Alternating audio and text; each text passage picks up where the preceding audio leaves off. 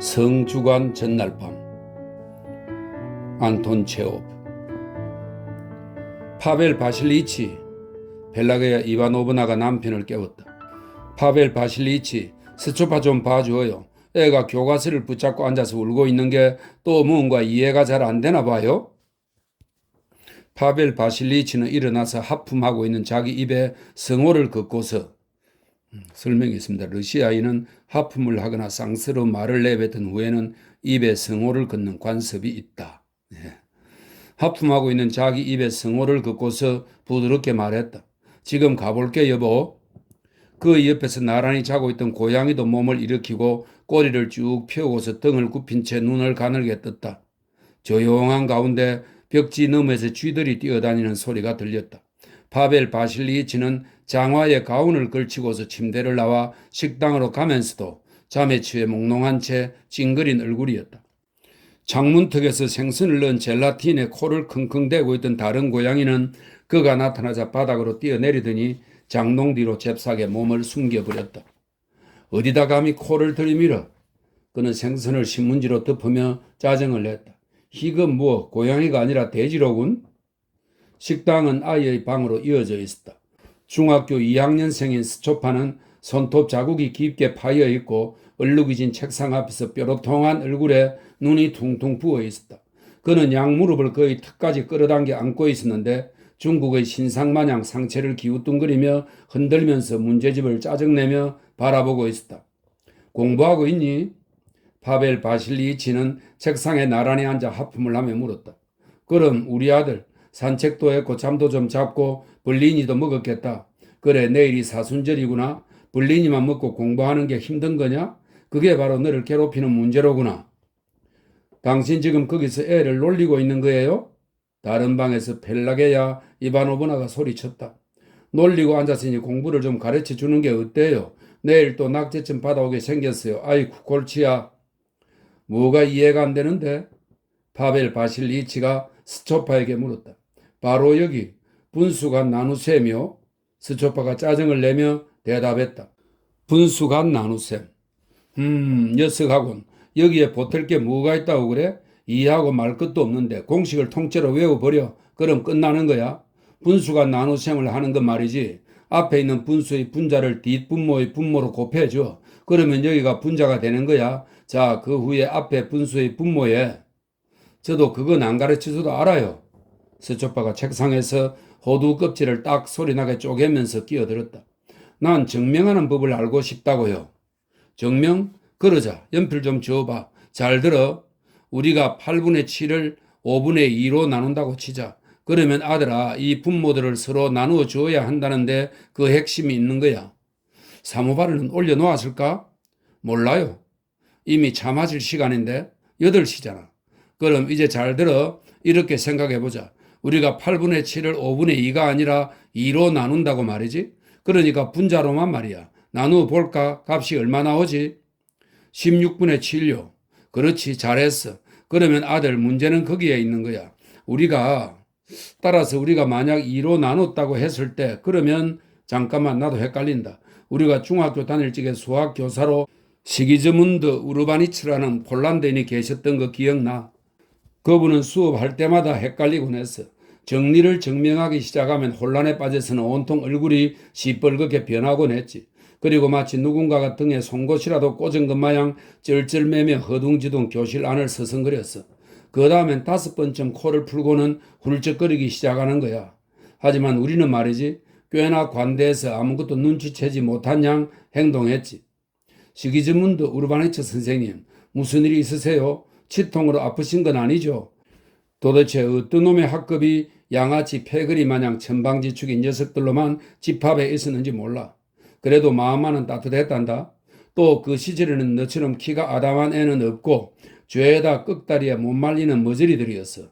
너나 나나 할 것 없이 키가 컸지. 예를 들어 3학년에 마마히인이란 애가 있었어. 세상에 그런 멍청이는 또 없을걸. 그 꺽다리 녀석이 키가 1사젠 2.134 니트입니다. 1사젠이나 되어서 걸어다니면 바닥이 쿵쿵 울렸고 소뚜껑만한 손으로 등을 탁 치기라도 하면 아파서 혼이 다 빠져나갈 정도였다니까. 우리만 그런 게 아니라 교사들도 그 녀석을 무서워했단다. 그렇게 이 마마히는 문틈에서 팔라게야 이바노브나의 발소리가 들려왔다.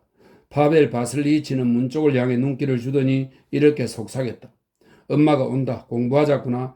아들아. 바로 여기서. 그는 소리 높여 말했다. 이 분수에다 이것을 곱해야 하는 거야? 그러면 첫 번째 분수의 분자를 곱하면 차 마시러 나오세요. 벨라게야 이바노브나가 소리쳤다. 아빠와 아들은 산수 공부를 내팽개쳐 둔 채 차를 마시러 갔다. 식당에는 벌써 펠라게야 이바노브나와 그 옆에 항상 말이 없는 아주머니가 그리고 귀머거리인 또 한 명의 아주머니와 스초파를 받아낸 산파 마르코브나 할머니가 앉아 있었다. 사모바르가 쉬쉬거리며 수정기를 내품고 있었는데 그 수정기는 천장에 일렁이는 커다란 그림자를 드리웠다. 현관에서는 고양이들이 꼬리를 세우고서 들어오고 있었다. 우울하고 또 졸린 듯한 표정으로. 드세요 마르코브나. 잼도요. 펠라게야 이바노브나가 산파 할머니에게로 몸을 돌렸다. 내일이 대제계 기간이잖아요. 오늘 배불리 먹어둬야죠. 마르코브나는 한 스푼 가득 잼을 떠서 마치 폭약이라도 되는 듯이 주저하며 입가로 가져갔다. 그리고 파벨 바실리치를 슬쩍 곁눈질하며 먹었다. 그와 동시에 그녀의 얼굴엔 입에 들어간 잼처럼 달콤한 미소가 퍼졌다. 잼이 보통 훌륭한 정도가 아니에요. 그녀가 말했다. 벨라게야 이바노브나께서 직접 만드신 건가요? 직접 만들었죠. 누가 만들겠어요? 다 제가 직접 한 거예요. 스체포츠카, 스초파의 애칭입니다. 스체포츠카야, 차가 부족하지 않니? 아, 벌써 다 마셨구나. 더 마시거라, 내 천사. 내가 또 따라주마. 아들아, 그래 그 마마히는 파벨 바실리치가 스초파 쪽을 향해 말을 계속했다. 프랑스 교사를 도저히 못 견뎌 했어. 그래서 이렇게 소리쳤지. 난 귀족이야. 프랑스인이 내 선생 노릇하는 건 용납 못해. 1812년에 우린 프랑스 녀석들을 경멸했잖아. 뭐 당연히 걔는 처벌을 받았지. 아주 심하게 받았어.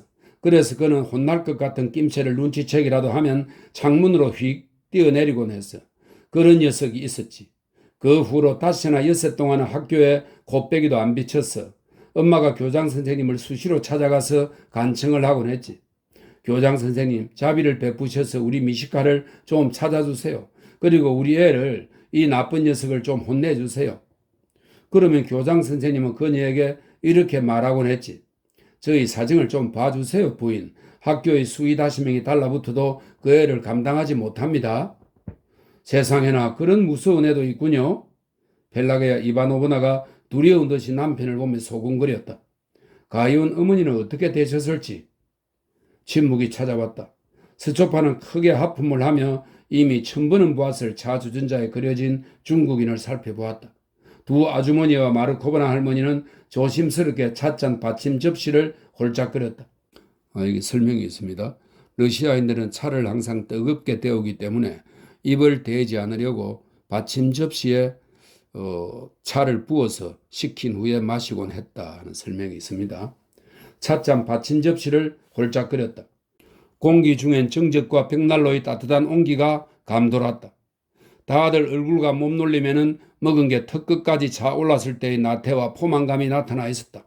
그래도 어떻게든 먹어둬야 했다. 사모바르와 찻잔, 식탁보가 치워진 후에도 가족들은 여전히 식탁에 앉아 있었다.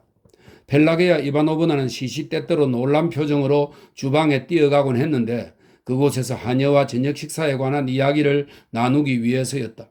두 아줌마는 손을 가슴에 올린 채 이전의 자세 그대로 미동도 없이 앉아서 그 흐릿한 눈알로 전등을 바라보며 졸고 있었다. 마르코브나 할머니는 매분마다 딸꾹질을 해대며 이렇게 물어보았다. 내가 왜 딸꾹질을 하지? 딸꾹질 할 만한 것을 먹은 적이 별로 없는 것 같은데? 마치 아무것도 안 마신 것처럼 그러네? 딸꾹.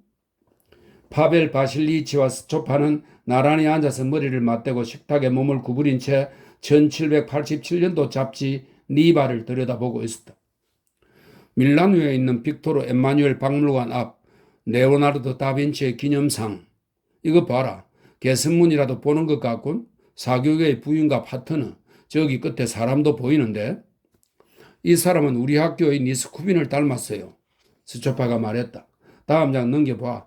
현미경으로 관찰한 일반 파리의 주둥이라 이 주둥이 좀 봐. 이 파리 끝내주는데 아들아 만약 빈대를 현미경으로 보면 말이야. 그럼 딱 이런 무엇 같은 게 나오지. 거실에서 씩씩거리는 낡은 시계가 종을 제대로 치지 못하고서 감기라도 걸린 양 정확히 10번 기침을 해댔다. 한여인 안나가 식당으로 들어와서는 집주인의 발치에 덜썩 몸을 납치었다. 파벨 바실리이치 씨, 제발 저를 용서해 주세요. 그녀는 온통 얼굴이 빨개진 채 몸을 일으키며 말했다. 부디 너도 나를 용서해 주렴? 파벨 바실리이치가 무뚝뚝하게 대답했다. 안나는 그런 식으로 나머지 가족들에게도 다가가서 발치에 몸을 낮추고 용서를 빌었다. 하지만 그녀는 단 한 사람 마르코브나에게만은 무시해버렸는데 그녀를 존중할 가치가 없는 천한 사람으로 여기는 것 같았다. 또 30분이 평온 속에서 조용하게 지나갔다. 잡지 니바는 이미 소파에 놓여 있었다. 파벨 바실리치는 손가락을 위로 치켜 세우고는 그가 어린 시절 언젠가 외웠을 라틴어 시를 낭송했다. 스초파는 결혼 반지가 끼워진 그의 손가락을 바라보며 알 수 없는 말에 귀 기울이다가 금방 졸음에 빠져버렸다. 그러다가 스초파는 주먹을 쥐고 눈을 비벼댔지만 그의 눈은 더 자주 감기곤 했다. 자러 갈래요? 그가 기지개를 켜고 하품을 하며 말했다. 뭐? 잔다고? 벨라게 이바노브나가 물었다. 성금요일 전에 고기는 먹어둬야 되지 않아? 됐어요. 얘가 진짜로 하는 말이니? 엄마는 깜짝 놀랐다. 고기를 안 먹어두면 어떡하려고? 성주간에는 부정한 음식, 즉 육류와 유제품은 못 먹는다는 거 알고 있잖니? 파벨 바실리치도 함께 놀랐다. 그래 아들아. 그가 말했다. 7주일 동안은 엄마가 부정한 음식을 안 줄 텐데 안 돼. 먹어둬라. 아이 난 졸립다니까. 서초파가 때를 썼다. 그럼 식탁을 차리도록 해야지 빨리. 파벨 바실리치가 낭패를 본 듯이 소리쳤다. 안나 바보같이 뭘 그렇게 앉아있니? 어서 식탁을 차리러 가지 않고. 벨라게 이바노브나는 두 손을 맞잡고서 부엌으로 뛰어갔는데 마치 집에 불이라도 난 듯이 허둥대는 모습이었다. 빨리. 온 집안이 야단법석이었다. 스체포츠카가 자고 싶대. 안나 맙소사 이게 대체 무슨 일이람? 빨리. 5분 뒤엔 벌써 식탁이 차려졌다. 고양이들은 다시 또 꼬리를 쳐들고 등을 구부린 채 발을 쭉 뻗고서 식당으로 모여들었다. 가족들은 저녁을 먹기 시작했다. 아무도 배고프지 않았고 위속이 가득 차 있었지만 어떻든 간에 모두들 먹어두어야만 했다.